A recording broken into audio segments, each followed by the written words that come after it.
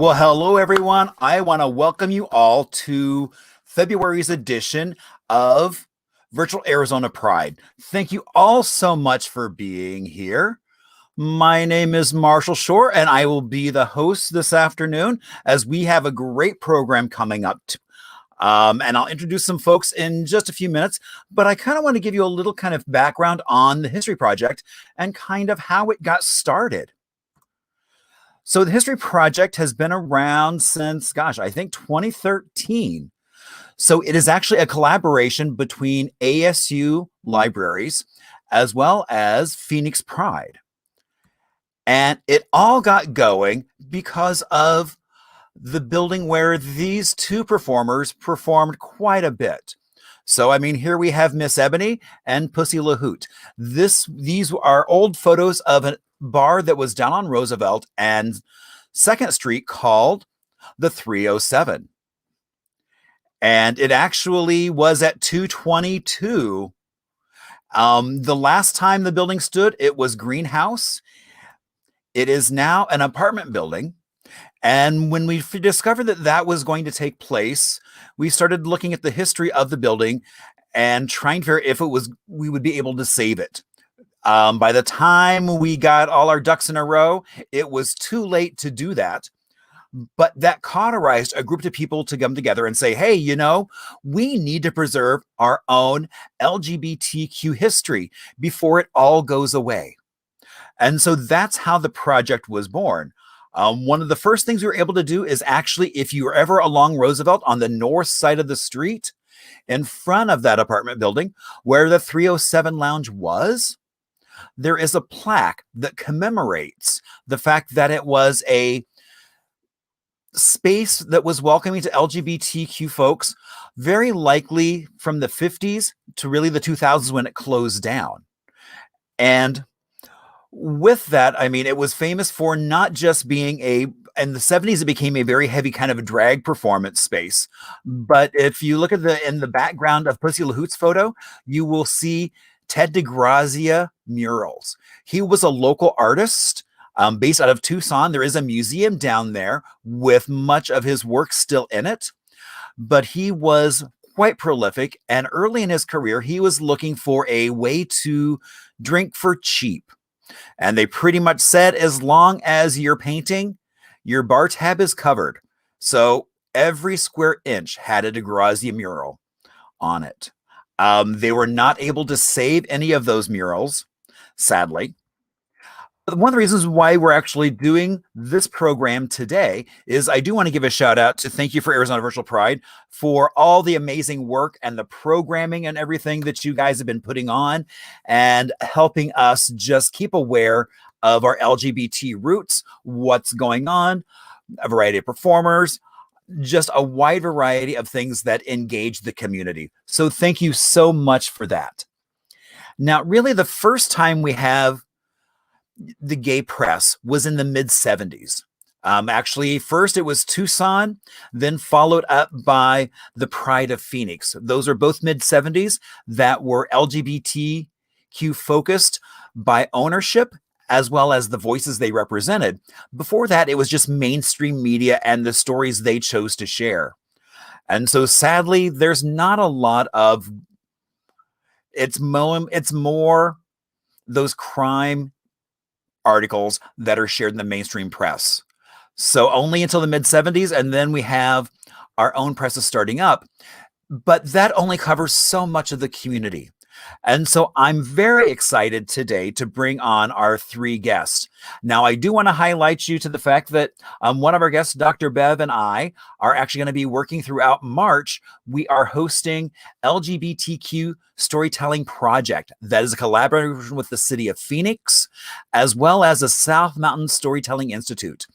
And so you can find more information on our website, which is AZ Gay History. If you go to that, you can find that bit there. Also checking out South Mountain Storytelling Institute, as well as I know Dr. Bev and I will have it and we'll be pushing it around town. So feel free to join us. So without any further ado, let's see, how do I There we go. We'll just get rid of that. So we are going to bring on Dr. Bev. Hello. Hello, how are you? I am so happy. I am so excited about today. So let's go ahead and bring on some other folks. So we have the icon, Miss Millye. Thank you so much for joining us today. Thank you. As well as Todd.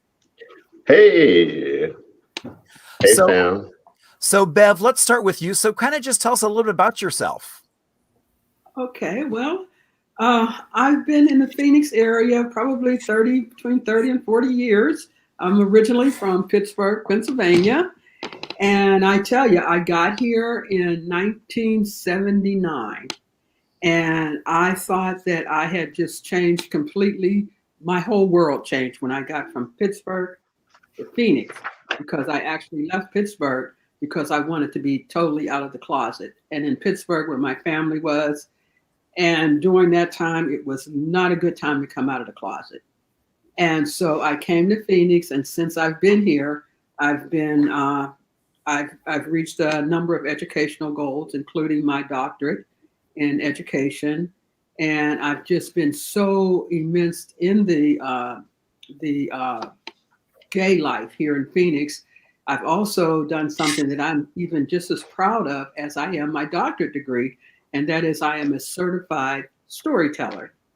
And it brings me extreme joy to tell stories to people. And Marshall had mentioned it earlier, we're going to be having a storytelling event.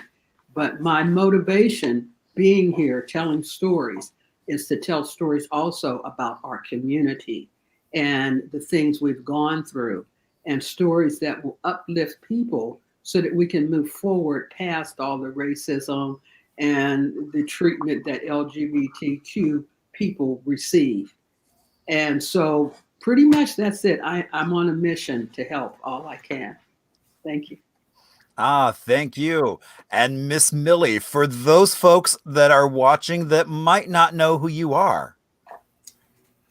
Well, I'm Millye Carter Bloodworth, and I moved here right after my surgery. My brother, Miss Ebony, lived here, and he was in partnership with his lover, and they owned a frame shop. My mother, or our mother, had just passed, and I and my brother were grieving at that time, and also celebrating me. I was a woman and I could pass the test. And my very first job was the Good Samaritan Hospital on McDowell. And Bubba, Miss Ebony, worked at several of the bars, and I worked in pediatrics with Dr. Marion Moulton and a number of cardiac pediatric doctors, and I was hiding. I was there for their very first sex change surgery 40 years ago, and had people realize that I was post-op, I probably would have been crucified, because at that time in the 70s, RuPaul had not been discovered, and men that were wanting to be women and had sex changes or did not, but lived as women, they were pushed aside and criticized. But I was blessed. I had parents that empowered me and allowed me to be me. I was blessed that I grew up in Detroit. I was blessed that Maxine Powell saw something in me and helped me, along with a number of Motown girls, along with the Supremes and Martha and the Vandellas, that a feminine boy could show a biological woman how to wear high-heeled shoes. Today, that's a stylist. 50 years ago, you could not do that. And I am blessed that I have lived my life transparency, but have also lived it as a sex change. I have retired from the Madison School District, where I was discriminated. I still work for the Washington School District, helping because now there's a voice. I have a history, and I have educated and helped parents that have babies like me. And I'm continuing to say that I'm blessed that I came at a time during that strife that I have lived through it, and having a second time to live through it today. And kids can talk to me about who I am, and parents can say to me, thank you for giving me the understanding that I can love my baby and give my baby good life. 50 years ago, they were throwing us out and not loving us, or telling us God would not recognize us when we died. I never dreamt that I would have a conversation with you talking about this today. And here we are, sharing this, the history, and educating the people for tomorrow. Oh, Marshall, thank you so much. Continue to do the work. Thank you.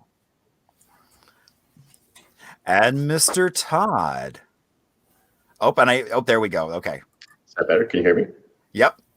Great. Hi. It's an honor to be on the panel with such amazing people. Segueing, actually going along with Miss Millie's experience, like I had a family that, I don't know, my mom was an educator, as well as she's known as Joyce, the Voice Bailey.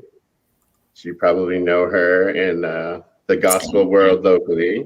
That's my mother. And so I grew up with this musicality in my ear that led me to dance, the dance world, and having a beautiful, accepting family and finding my way to the arts community. I grew up as a dancer in Arizona, as dance is a really big, popular activity here. A lot of famous dancers from Arizona now in the last decade. And Dobson High School, I grew up there, homecoming king, 1985. It was an interesting time to be Black and in Arizona. I don't know why it was comfortable.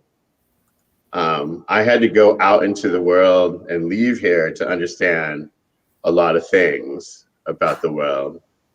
But I left here, danced in New York, danced in Vegas, danced in Europe.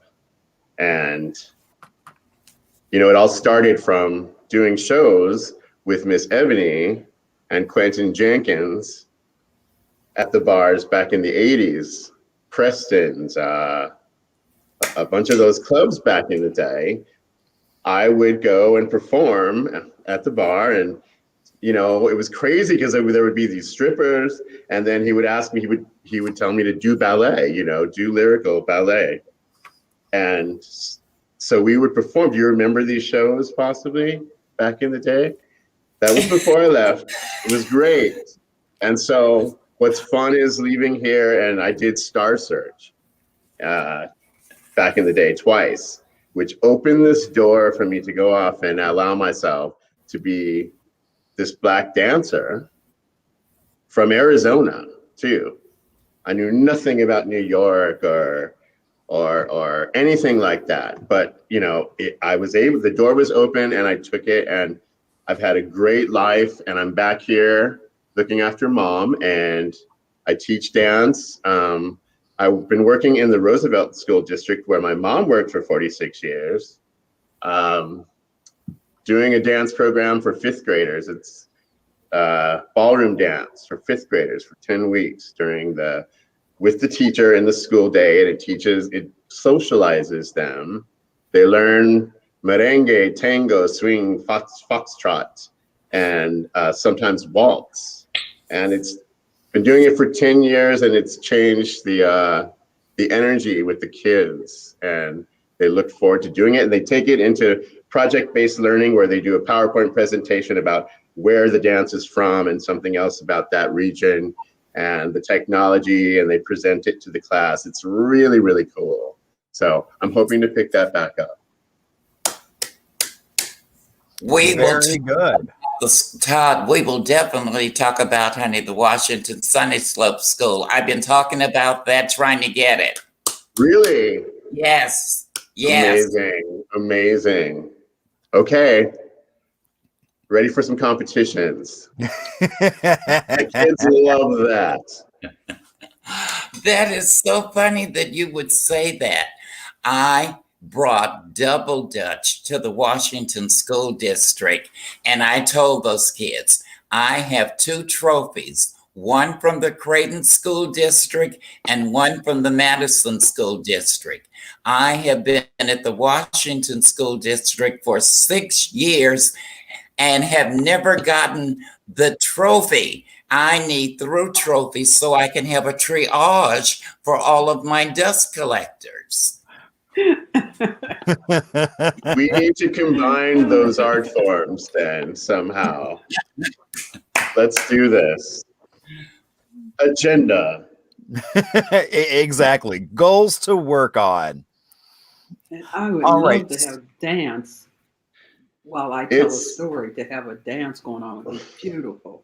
We have the best dancers in the country in Arizona. And the best thing is right now, they're being incredibly humbled because they can't access their art form and the social part of it right now. So when we can reconvene together, dance is going to be amazing.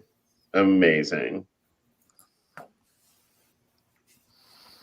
So. All right. So to kind of start with, so Todd, I know you've had a variety of jobs throughout your career.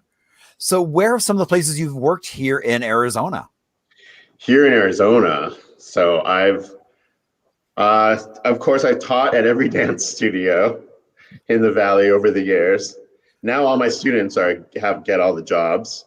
But I also, you might know me from AZ88. I worked at AZ88 for few different eras, but probably from 2001 to 2003, 4, 6. I may have waited on you all at AZ88. So Todd, what is AZ88? So AZ88, Carl Kopp of Milwaukee, Wisconsin. You may, if you're from Wisconsin, you know of Elsa's on the Park.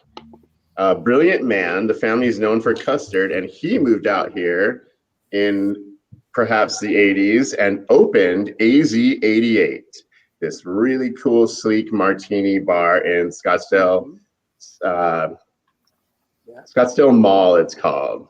It's where the Center for the Arts is and the Scottsdale Contemporary Art Museum. And, you know, these huge martinis and huge magical art changes throughout the room, where they'll have every year, to this day, the place celebrates with a Christmas tree. Last year it was feathers, but the famous one had Barbie heads, just hundreds of thousands of Barbie heads forming a Christmas tree, and car parts, dollar bills. And it's an amazing thing that happens every year at AZ88. Get down there, shout out AZ88. But great bar food, ambient, and before its time, you know, definitely before its time, you know. And it's still there. It's still there. It's still there. You know, there's a lot of places that try to be AZ88, but it's definitely a destination. The owner also owns Hanny's downtown. If you've ever been to Hanny's, that used to be a men's department store, right?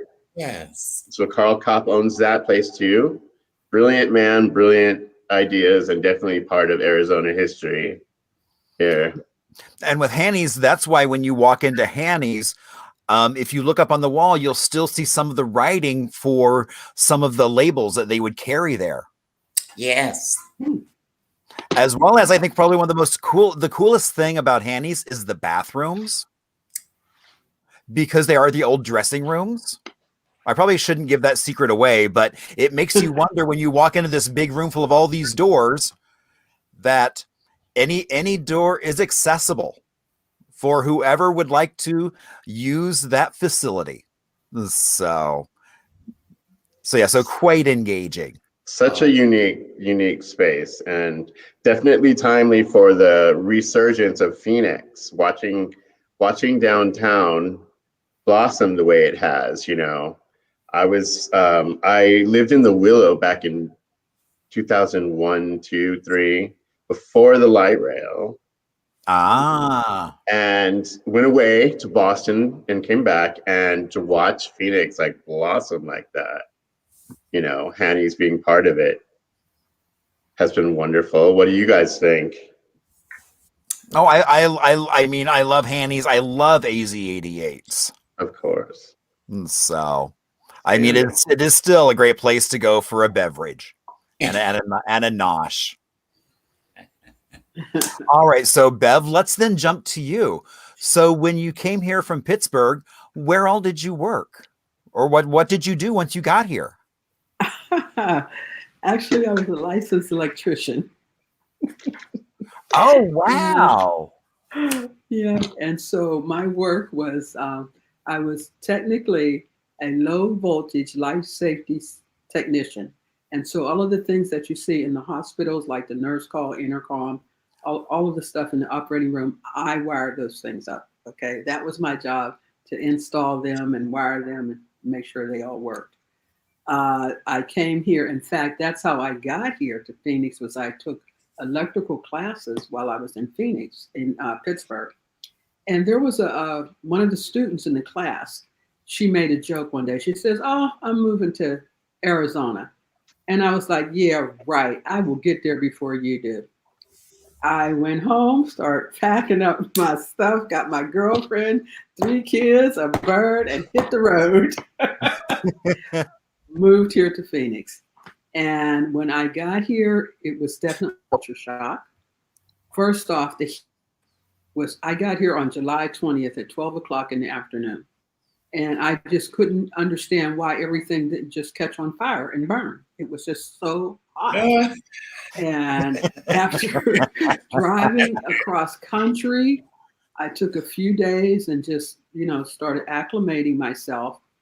Met this young woman named Jan Gray. And through Jan Gray, I was able to get introduced into the gay community here, which I found to be very welcoming. There was not that bridge. There was no break between black and white. We were all together in the same environment. We went to the same clubs, and I felt welcomed. It was quite different than Pittsburgh, because in Pittsburgh, we were still separate. We most of the time, we didn't even know where the white clubs were. And so most of our trips out to have fun at that young age was to the straight bars.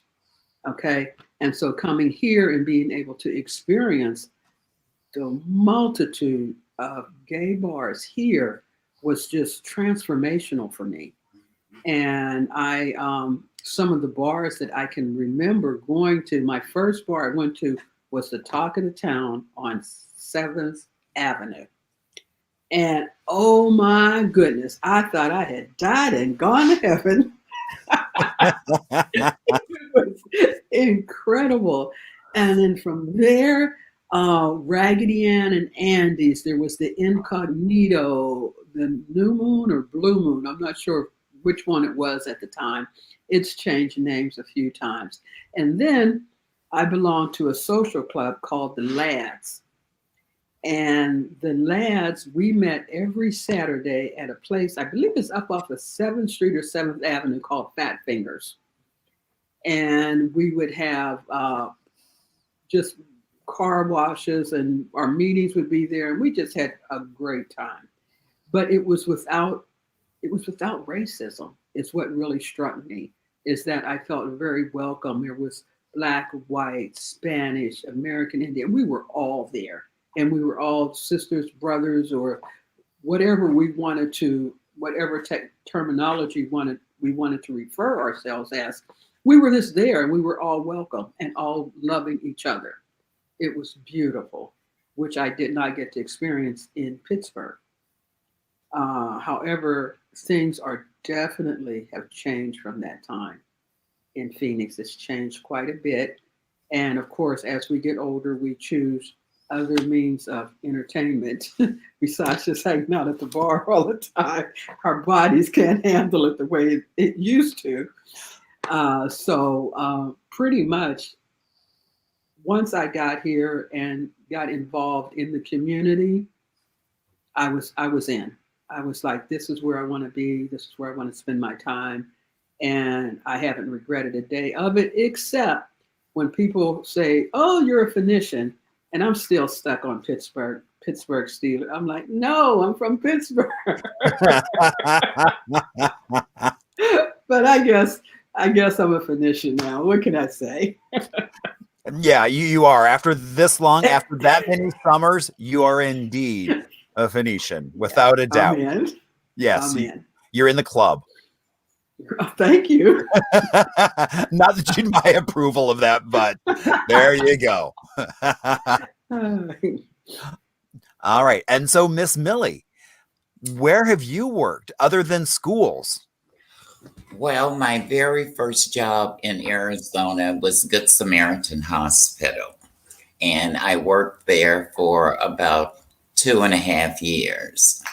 And then I started over at Saks Fifth Avenue part-time in the summer. And I did so well over the summer, they offered me a full-time position. And I worked in fantastic dresses. And Of course you did. I have no doubt you were working in fantastic dresses. And every day I would go in and I would have over $1,000 day. And I thought, oh my God, I can live off of my commission. So I just started dressing and carrying Louis Vuittons and designer dresses. And then a number of the movie stars started coming in, and a number of the political people. I don't want to drop names, but Miss Hattie Babbitt would come and Aquanetta would come. Oh. And I would be invited, to parties. And it was just a different time then. It was fun and exciting, and HIV was just beginning to rear its ugly head. And I became afraid, and I started working for Access. And Access opened my eyes because I was a party girl. I was still in my 20s at that time. And I had many, many partners. I was looking for love in all the wrong places.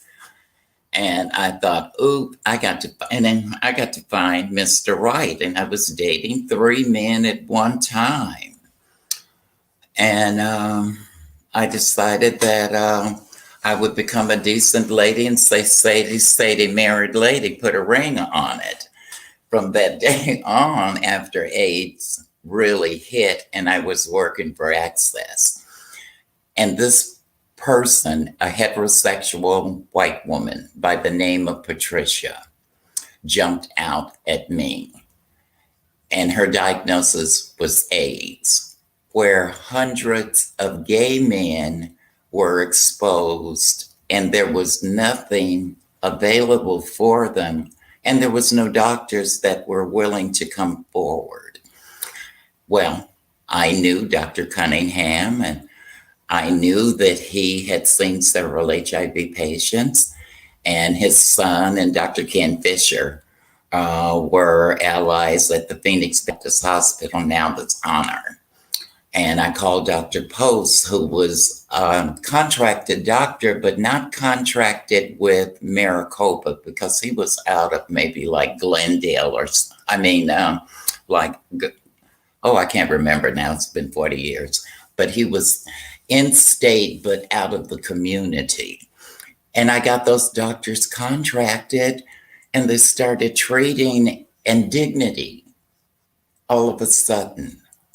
But no one recognized how that happened. And my name was swept under the rug Not that I was looking for credit, but being trans was not in that equation. I was outed because I believe that today I owned 3 houses that were licensed and contracted by the state. Cody Williams, the husband of the police chief, was the person that signed my certificates. Patricia Strong lived in my home for 4.5 years before she passed. I provided dignity for all of them and went through the rules and regulations. I also bought 2 other homes that were next door to those and knocked the backyards out for the mothers that wanted to get away from their husbands that had created this HIV problem, and they wanted to be safe. But also issues came with that because some of the moms would open the back door and let the boyfriends in. And I would have to constantly police. And a number of them did drugs and they had children and there were all kinds of really ugly issues. But I did the job for 5 years. I did more than just Band-Aid. I provided a quality service and returned each and every one of those individuals into the States so they could continue to provide that care. I closed my business, nursed my wounds, and went into the school system. It's been 40 years later, and now there's a history of a post-gendered African-American woman that have touched many, many lives with a 2-year associate's degree. And I'm content, and I have had a mixed blessing in my life, and I'm continuing to do the work, and I look at it and say, God, continue to give me strength that I can continue to do the work that I have done all these years. That's all I can do.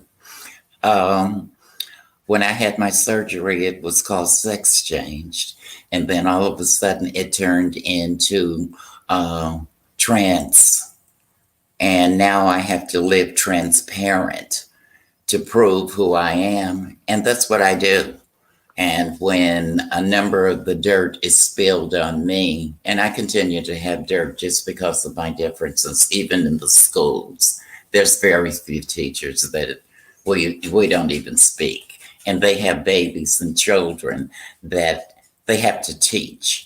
And I don't understand how you can have a heart that say that you are an educator and yet you're prejudiced of your allies, and here is an innocent that you're going to have to be careful with in order to care for. And I bring these things up to a number of people, and a number of people have patty caked my hand and said, Miss Millye, since I met you, my feelings has changed. And it's a slow process. But what can you do? I've learned and I've lived to see that there's still hope. And that's what I go by. Continue to have the hope because I've seen it change. And thank you, Marshall. I was really afraid when you came back on the scene. And I thought, I want to be a part of all of this, but how do I do it? I don't want to be under a person's thumb where they control what I have to say. And you have not done that. You have allowed me to step in my own mess and say and clean it up with your storytellings. Thank you so much. Thank you. Oh, and always thank you so much. I appreciate you so much. All right. So I know, Bev, you mentioned like Incognito, Fat Fingers. Todd, where all did you hang out other than AZ88s for a cocktail? What other bars or places were you hanging out with? Well, 2 of my straight friends in high school. Yes, I was still in high school. uh, put me in the car, and we ended up at Hot Bods. I had no idea where I was going. Oh. And I walked in and I was like, hey, this is and they were like, yeah, see you later. And like left me there. It was a guy and a girl, and they left me to go dance or whatever they were doing. And I guess they were helping me discover who I was. And it was Disneyland. It was Disneyland overnight. And, you know, I met some of my lifelong friends probably that night. You know, it moved on to Connection, which was on 7th Street and Indian School, and where Waylon Flowers and Madam would perform. And I'd seen Jennifer Holliday maybe back then and back in the day, and they had a luau. The whole back parking lot would be covered with sand, and we'd have the annual luau. And yeah, I think I was underage there, and like fake ID taken away, scaling the wall just to get out there, to be out there. You know, there was back in the day, you did not miss whatever night there was to be at the bar, you were there. Everyone was there. The whole community was there, you know, like it wasn't like, oh, I want to go to this bar over that one. You knew what night to be at what bar. We were a smaller community, you know, but Preston's was central, you know, to my adulthood because of those shows with Quentin. But that was right when, I don't know, it felt like there'd been a shift of some kind. And we were a little bit more mainstream, perhaps. No. Remember? Todd, were you too young for Amsterdam across the street? Wait, would you repeat that? Were you too young for Amsterdam? Were you too young for Amsterdam's, the bar across the street? Well, Amsterdam was, no. I was not around for that. Oh, you miss Amsterdam's. Okay. Amsterdam's before there was Amsterdam. Right? Well, I think she. Yes. Yes, it was right across, right next door to the Connection. You could crawl from one bar to the other. Did it become the club? It was called the club, right? No. No, it was right across the street from the Connection. Oh, yeah, it was gone or something. Oh, then you missed that one. Well, and it's funny because we did a program with bar owners, and we came up with a list of about 140 plus bars. Wow. And we think that was actually 20 to 30 off. And that was just here in the Phoenix metropolitan area since the 40s till really now. I mean, we've seen a lot of bars come and go. Well, and like, I think, you know, if we had like a gay neighborhood, we've never had one, you know, everybody kind of fights over what it's going to be. If we'd had that like other cities, then some of those bars might still be here. You know what I mean? Mm-hmm. But I love that. I love the history and the nature. We live on the grid. Everything's spread out. It makes sense. But yeah, I know there's a slew of bars that Quentin talks about that I don't remember. I missed out, you know. I just missed out. You were having other adventures, so not missing out, just other adventures. Right. So Millye, what places do you remember hanging out at as well?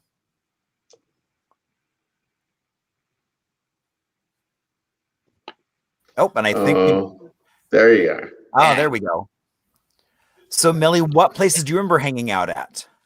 I mostly hung out at the straight bars in Scottsdale.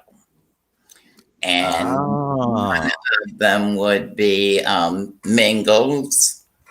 And oh gosh, Minder Binders. Oh, yeah. And this country and western bar that was called the Blue Goat. And I would be a raisin in a pot of rice when I would go there.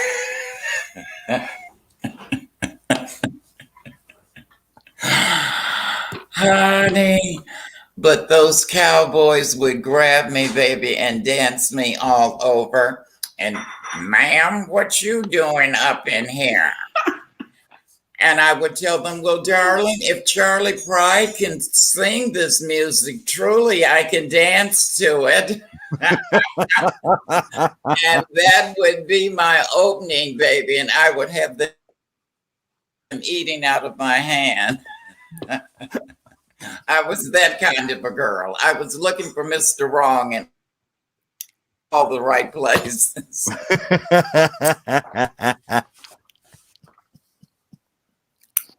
Well, and Millye, so something that you've kind of talked briefly. Oh, Bev, did you have any other plays that you wanted to throw in there before I move on? So I didn't mean to cut you off.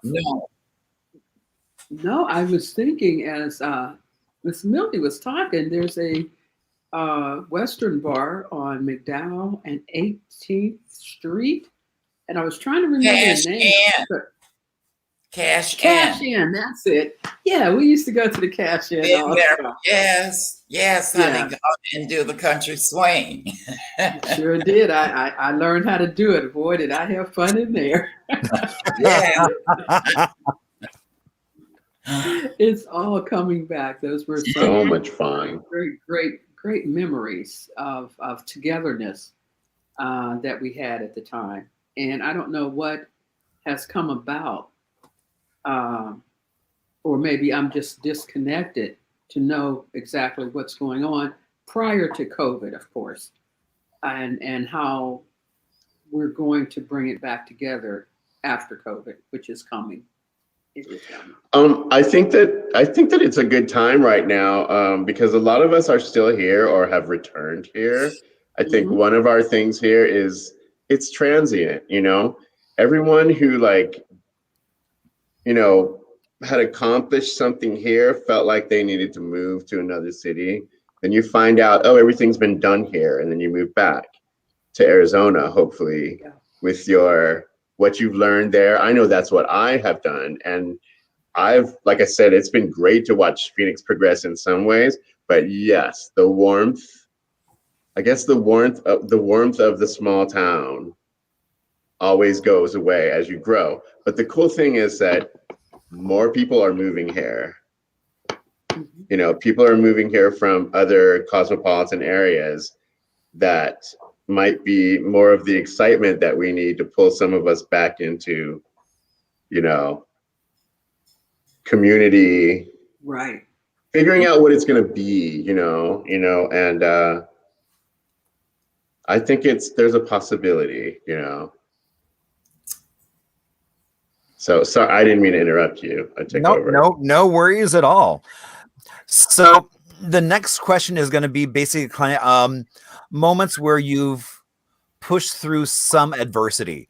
And so what I want to do is I want to actually go back to 2012. So I'm going to show a little video of Todd at Pride and something he used one of his passions to help create a safe space. So, all right, buckle your seats, everybody. Here we go.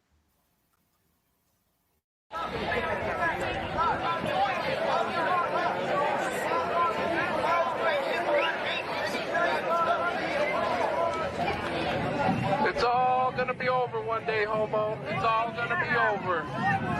One day God's gonna put you in hell. Yeah, yeah, I'm judging you. You're not hard to judge.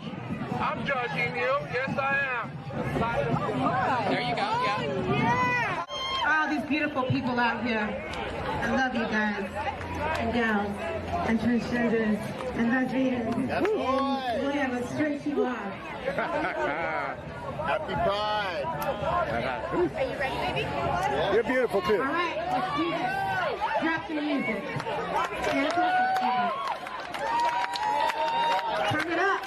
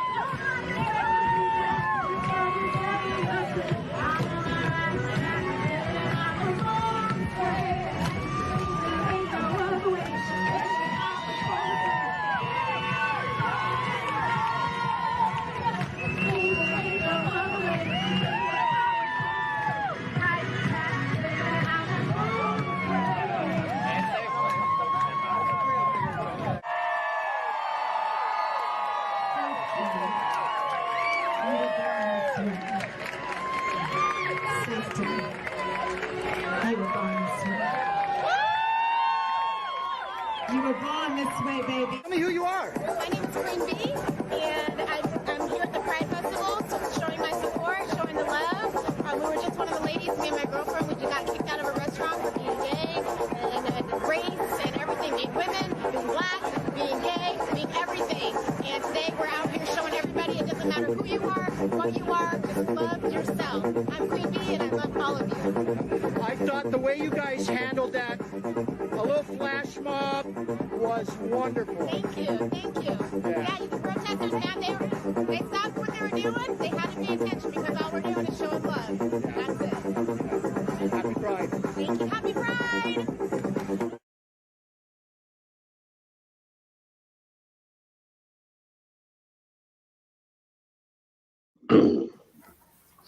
So, Todd, tell us a little bit about that day.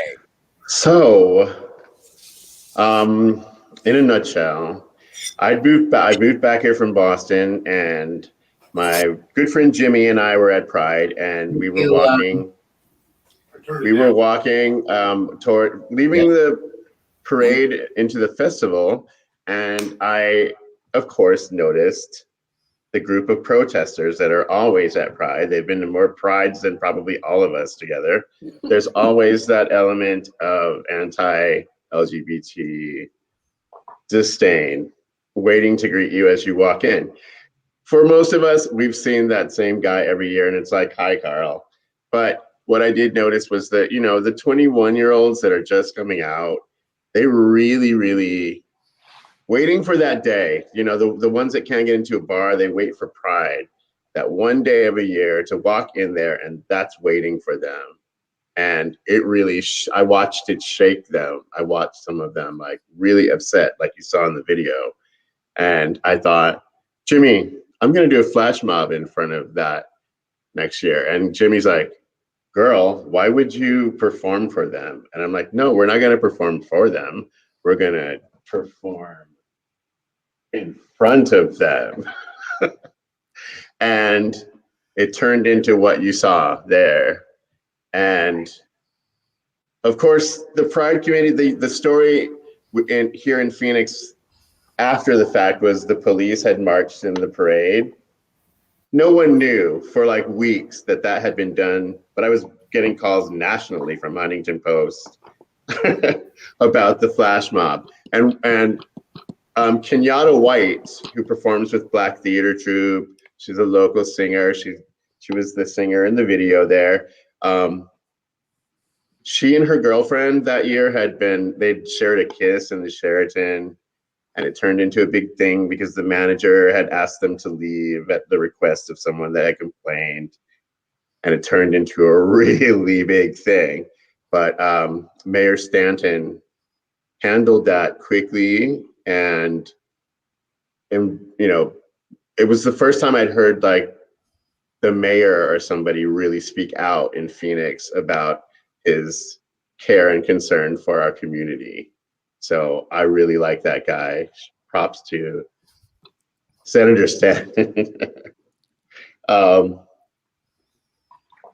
Yeah, that was we've got tons and tons of views. I think if you go on and put on YouTube and put in Phoenix Flash Mob 2012, it's the first thing that pops up. So there's just millions of views there. And the guy who took it, God rest his soul, Mike Skiff, passed away of some kind of throat cancer, but he had dedicated his life to Occupy, the Occupy movement, and he just happened to be there to catch that. And okay. Yeah, he's the one. He said, "Yeah, you're beautiful," to me right before I started dancing. We became friends on Facebook, and I was able to kind of like watch his departure and passing. Good thing he was there, or this would have never been documented. So that's fun. Well, I mean, and it really makes me think of the whole Matthew Shepard with his funeral when Fred Phelps and all his cronies showed up. And you then had all these friends of Matthew Shepard show up with these really huge angel wings and just stand in front of them to block them. Drown it out. Exactly. And so again, drown it out. Right. Sharing that love. And that's what wins out, as opposed to all the hate that you're blocking and covering up. Right. So kudos to you. And I am so glad. And actually, if you go onto YouTube, the video is a lot longer. I actually had to cut it down so we could show it. But yeah, I mean, please go on YouTube and take a look at that 2012 Phoenix flash mob. It's great. I mean, to see the crowd's reaction afterwards, because again, no one had a clue what was going to happen until there it was. Yeah, and it just one of the best parts were those guys started singing yes, Jesus hates you. Yes, Jesus. They were singing that to us before the flash mob. And at the end of the flash mob, everyone in the whole intersection was singing, yes, Jesus loves me. And we just went into the festival and they packed up their stuff and they left. Nice. Pretty awesome. Yeah, indeed. And most of my dancers were heterosexual women, by the way, because I couldn't get the gay men of Phoenix to get up for rehearsal on Sunday morning. So I will keep it real about that. Well, it takes a community of all of us. It does. That's right. That's right. So yeah, I'm so happy we're able to share that video with everyone. Thank you for that. Thank you. Yeah. No, thank you. I'm glad we were able to do that. And again, I want to make sure people know they can go on and actually see the full length video that Mike put together, which is pretty amazing.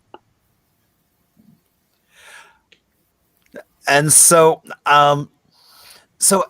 Millye and Bev, have either of you have stories of how you've overcome an adversity kind of like that? How you rose above the mishigas that was going on and...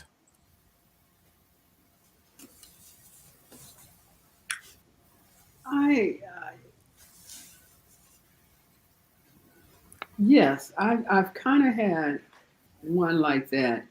I belong to an organization called SGI USA, and it's a Buddhist organization where we chant Nam Myoho Renge Kyo. And in this organization, they were more or less, they didn't say bad things about gay people, LGBTQ people. It was the time that everybody was just called gay. And I remember that they had meetings for people, parents and children, and meetings for the women's division and the men's division and things that would relate to them. Being a female, they always wanted me to be in the conversations with the women's division, and the women's division would be talking about their husband and their kids. And I'm like, well, this does not pertain to me at all. I don't have a husband and I don't want a husband. And so this got to be where some of us who were gay started talking about, why can't we have our own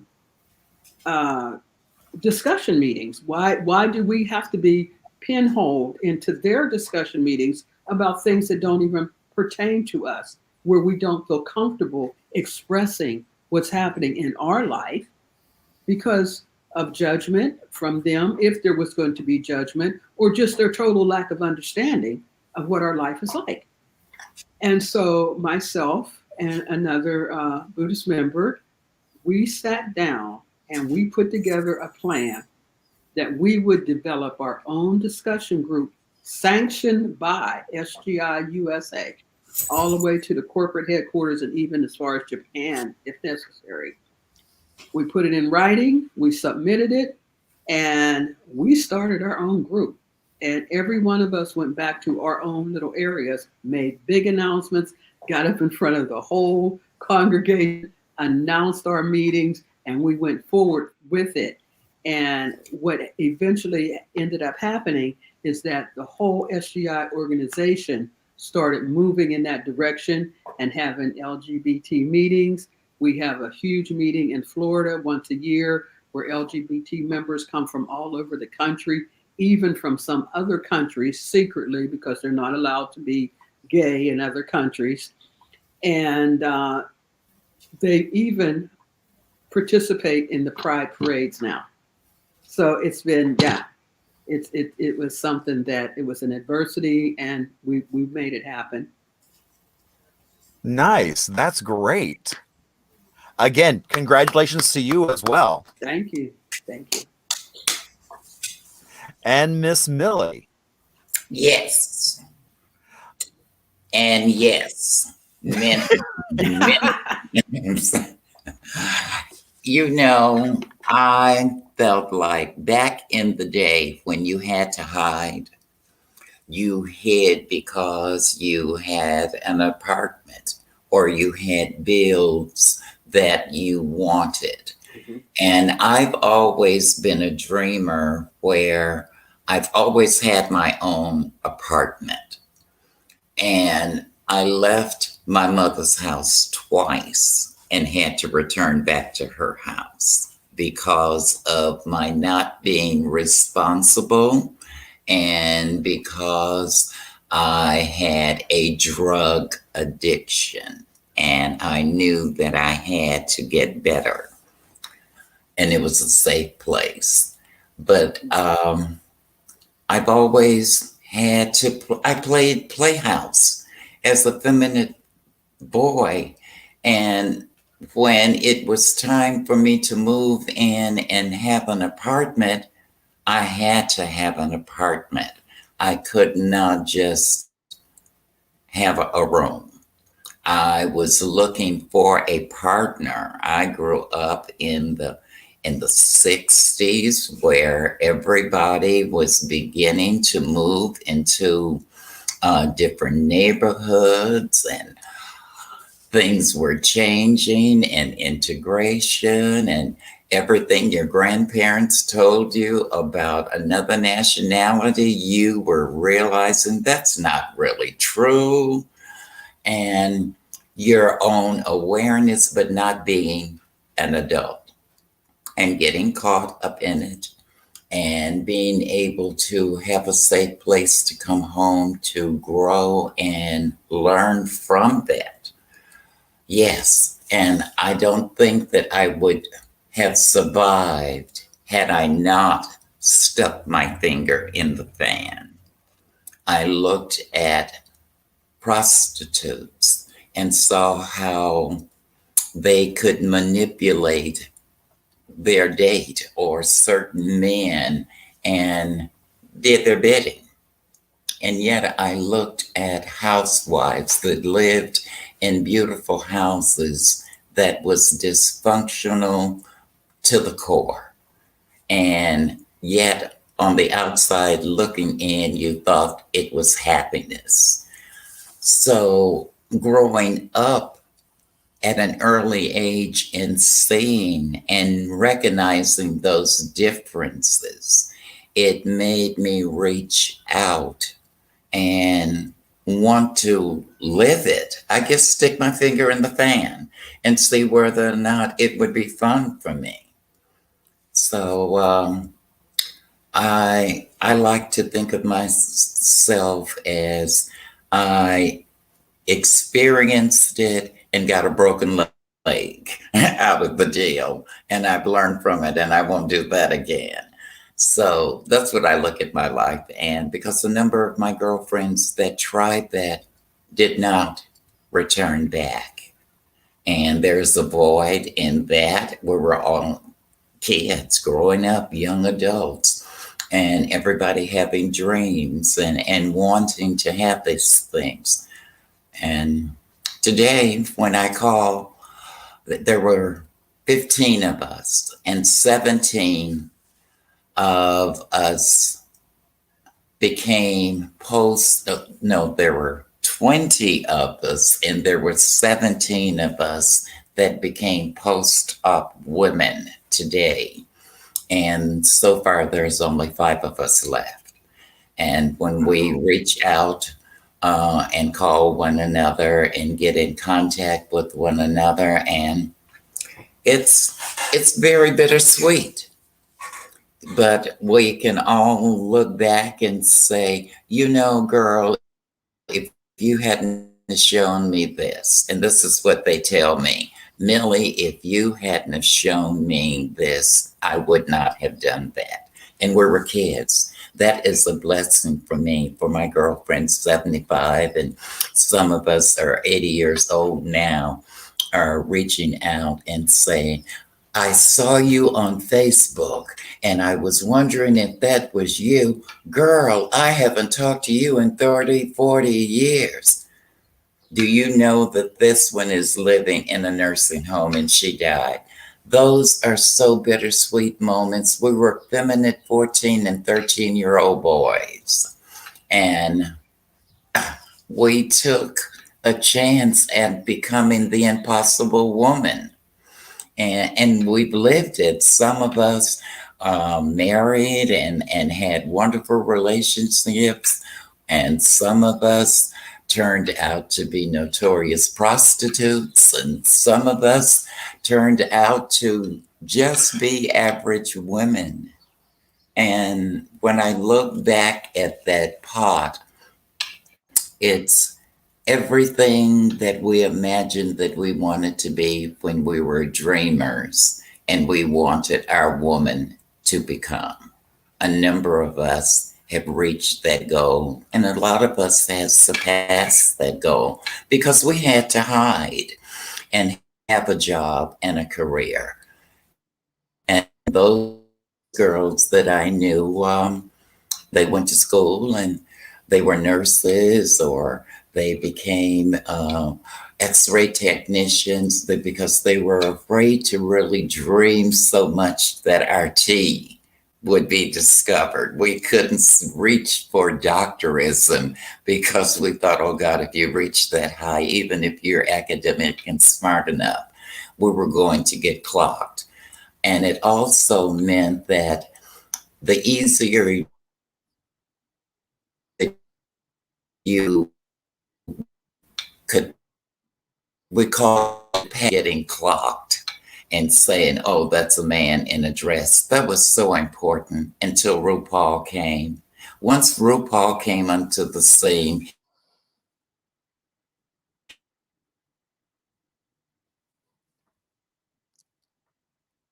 Miss everything Millye, and made it you're normal. cutting out a Yes. little. Can you repeat what you just said about RuPaul? You're cutting out a little bit, so I just want to make sure people hear your words because they're so important. Well, I had the opportunity to meet him when he came to the Capitol many years ago. And we were outside talking, and I asked him, I said, do you want to be? And he looked at me and said, oh, no, Miss Millye. The same thing my brother said. I am very happy hanging 10.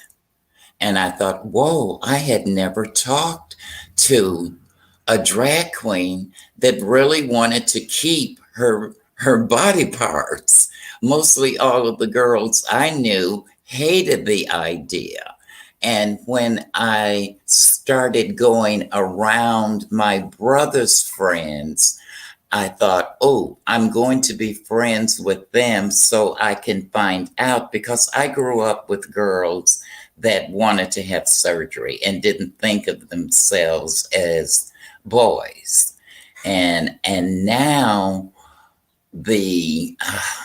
I guess the Benjamin and Monet plan, they told me in 1970, when my mother took me to the doctor, you cannot straddle the fence. Either you're going to have him removed, or you're going to live that double life.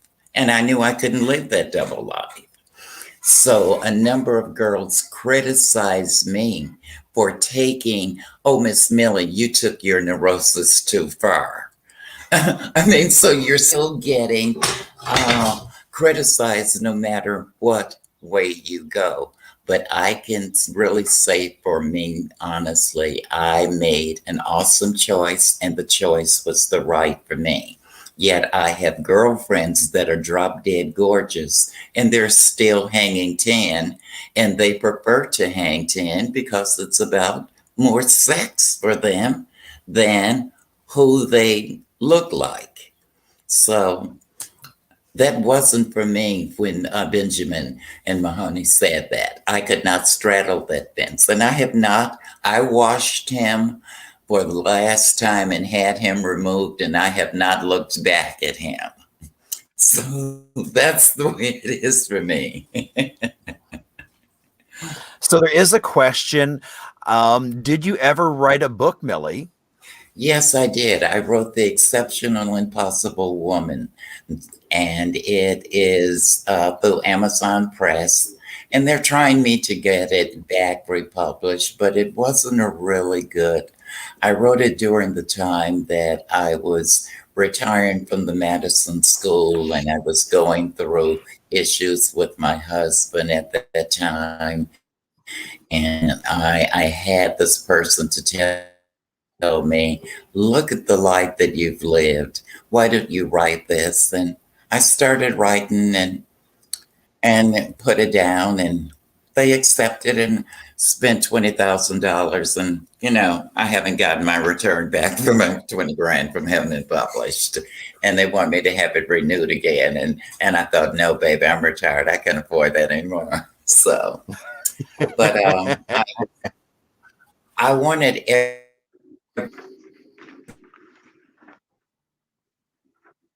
everybody, you know, that really in reading,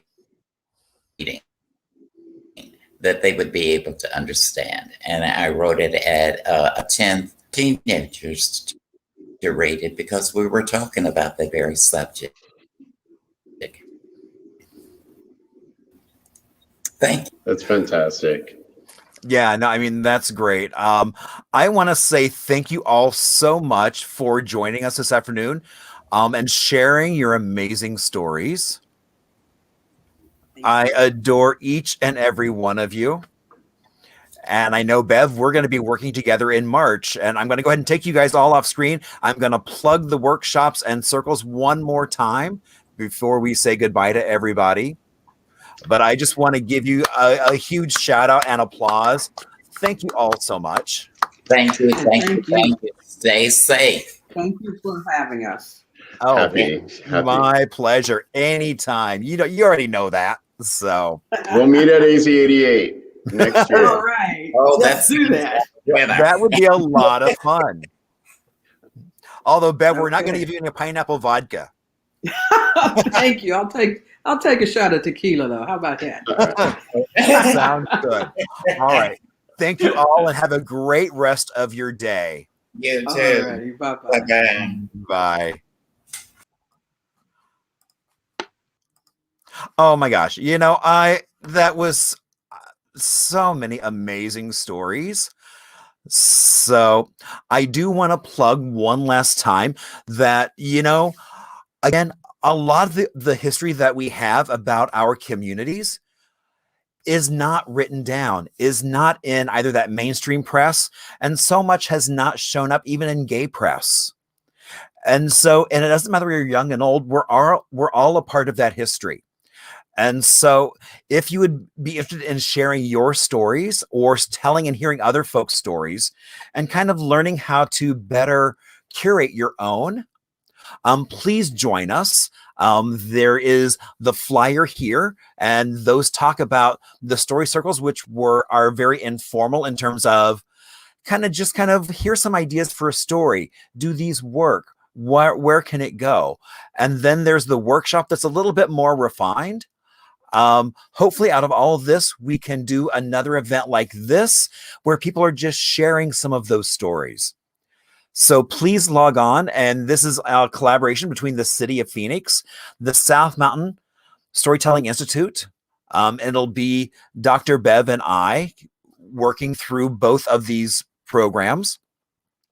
We've got 4 different dates. We tried to mix it up so that way if people couldn't make it on one day, they could hopefully make it on a different day.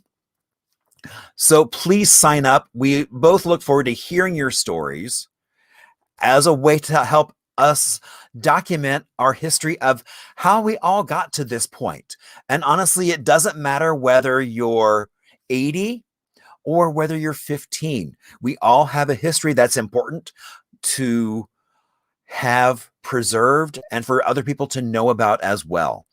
So I want to wish you all an amazing rest of your own Arizona Virtual Pride, as the sun is still shining. So if you choose to go out and enjoy that, I think I heard some wind. So you might want to put on a light jacket as opposed to other places in the country that are not having such an easy go of this weather as we are. So again, thank you all so much. And if you would like to send any notes or suggestions or other panel ideas that you might have, I know Virtual Pride is going to be happening where there's going to be more stuff going on. I'm hoping to be able to do more and more of these events. So please let me know. I look forward to hearing from you. Thank you all so much and have a great rest of your day.